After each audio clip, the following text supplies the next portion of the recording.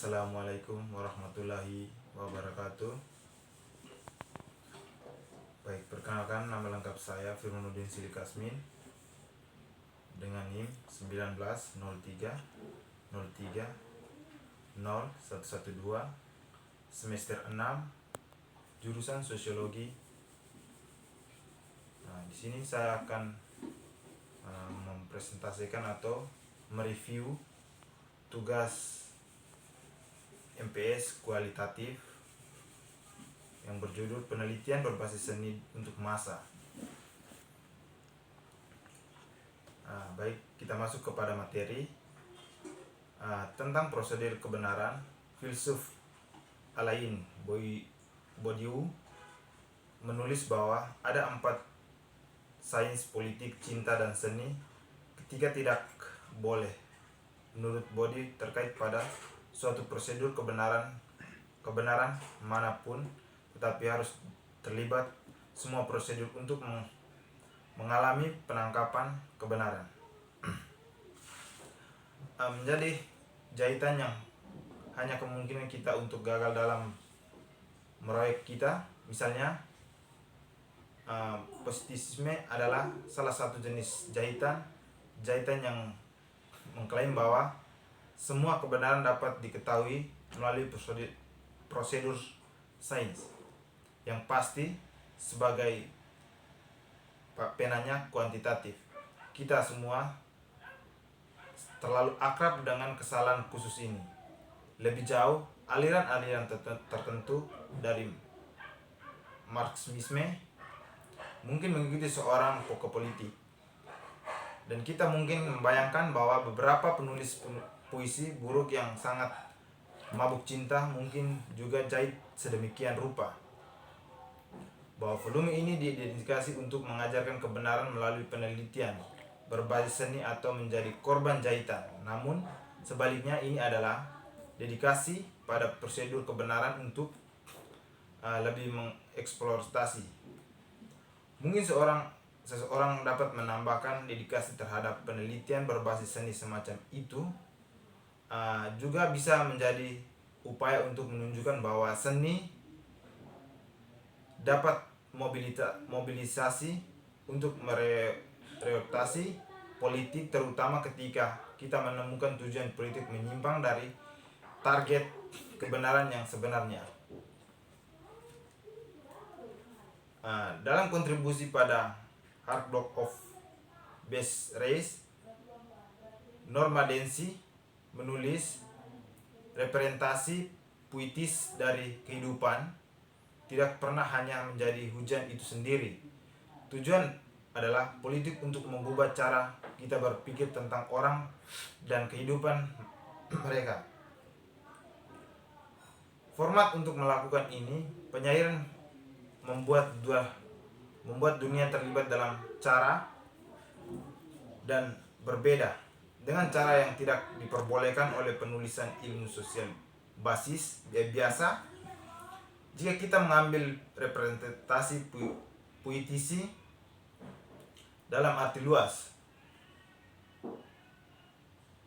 kehidupan apakah tidak ada yang muncul untuk menantang situasi politik saat ini? Dengan kata lain, mungkin kita tujuan puitis memiliki target perubahan politis ke arah yang lebih baik.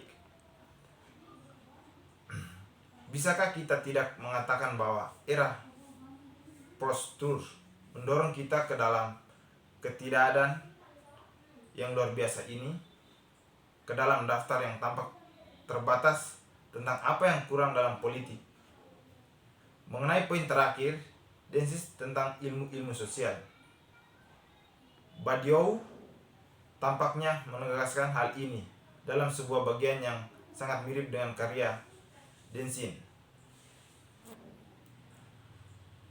Puisi membuat kebenaran dan banyak hal dipahami sebagai kehadiran yang telah mencapai batas bahasa. Dengan kata lain, puisi adalah lagu bahasa, membuat gagasan murni ada hadir dan dalam penghapusan objektivitas empirisnya untuk membongkar bagian ini.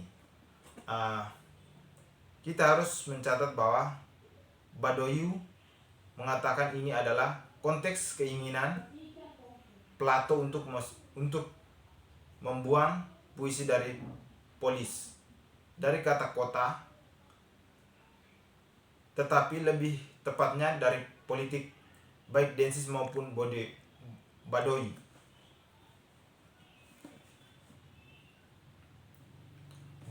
Bagaimanapun, kembali ke bagian yang pertanyaan tentang Badiou, kita seharusnya tidak memahami kelipatan di sini sebagai kelipatan Deleuze. Di perbedaan pengulangan, ini bukan kelipatan dari pengulangan tidak lebih dari keadilan yang Maha Esa. Kelipatan Badiou lebih baik dari pemahaman dalam hal teori himpunan. Jadi dalam bagian ini, di mana kelipatan ini harus dipahami sebagai sesuatu yang telah mencapai batas bahasa, kita mungkin berpikir Badiou menetapkan puisi dalam kaitannya dengan konsep tentang peristiwa. Dengan kata lain, kita dapat membaca sebagian ini sebagai pernyataan bahwa puisi berfungsi sebagai penilaian yang mengubahkan atas apa yang harusnya dapat dibedakan. Jika dalam bentuknya yang murni, ada yang dapat kita katakan tidak ada semua yang muncul secara fenomenologis. Begitulah kekuatan puitisi, dan seperti yang telah kami katakan, kami butuhkan sesuatu yang berdaya tinggi di era ketiadaan politik yang harus bisa. Jadi dalam posisi kita sebagai peneliti, lagu yang akan kita nyanyikan, bagaimana kita mempertimbangkan etika praktis berbasis seni kita.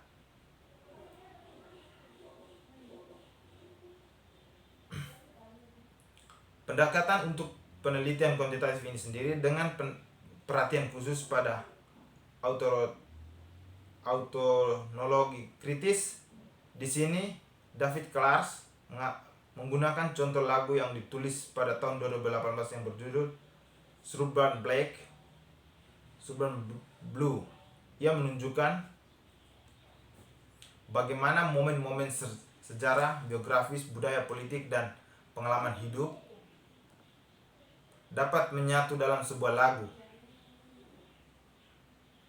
Kartini Douglas membahas hubungan antara menyanyi dan penelitian. Mungkin wawasan Arthur Frank bahwa cerita tidak hanya menceritakan peristiwa, tapi membawa perhatian pada masalah yang diperhatikan dalam kehidupan orang-orang. Douglas membuat kasus yang sama untuk lagu. Dia merefleksikan proses penulisan lagu ini sendiri dan pada penampilan lagu yang dia tulis yang dinyanyikan oleh peneliti lain. Mempertimbangkan tanggung jawab etnis yang kita miliki sehubungan dengan puisi berkaitan dengan penelitian berbasis seni itu sendiri menunjukkan bagaimana peneliti berbasis seni dapat merajuk berbagai jenis praktik penelitian.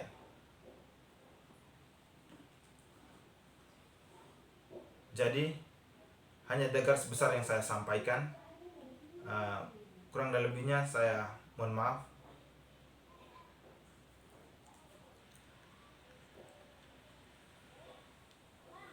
Karena di dalam buku ini banyak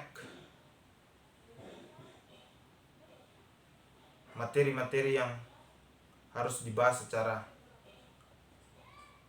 bersama, dan hanya saya menyampaikan secara garis besar untuk kita pahami bersama.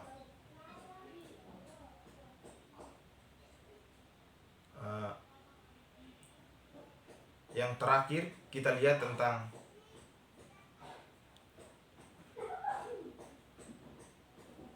budaya protes tahun 90-an ditandai dengan musik yang menginspirasi rasional serta lagu-lagu pahlawan. Di Amerika Serikat, orang menginspirasi John Barnes membangkitkan generasi muda yang menginginkan sesuatu yang lebih baik. Seperti yang sekarang tahun 90 adalah masa yang emosional berlebihan sebagai tanggapan atas dehumanisasi Vietnam. Demikian pula tahun 90-an adalah periode pengelolaan keuangan dan sosial setelah jatuhnya pasar saham tahun 90-an. Mungkin dari ini yang saya sampaikan. Wabillahi taufik walhidayah. Wassalamualaikum warahmatullahi wabarakatuh.